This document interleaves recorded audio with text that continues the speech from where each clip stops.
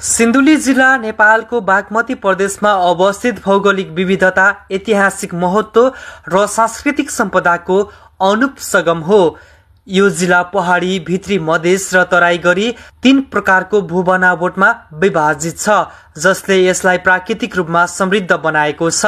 Kamala, Marin र बागमती जस्ता नदीहरूले सिन्धुलीको उर्वर भूमि सिंचित गर्दछन्।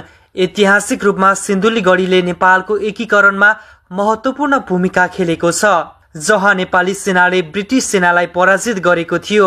यसले यस जिल्लालाई ऐतिहासिक दृष्टिकोणले पनि महत्वपूर्ण बनाएको छ। सामाजिक रूपमा सिन्धुलीमा तामाङ, मगर, नेवार, बाहुन, छेत्री र थारू जस्ता विविध समुदायहरूको बसोबास छ, जसले यहाँको सांस्कृतिक विविधतालाई दर्शाउँछ।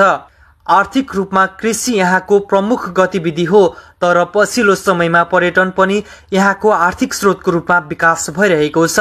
सिन्धुली गढी, सिद्धबाबा मन्दिर र कमलामाई मन्दिर जस्ता पर्यटकीय स्थलहरूले पर्यटकहरूलाई आकर्षित गर्दछन्। बीपी राजमार्गले सिन्धुलीको आर्थिक गतिविधिमा ठूलो प्रभाव पारेको छ, जसले यस जिल्लालाई थप विकासको बाटोमा डोर्याएको छ।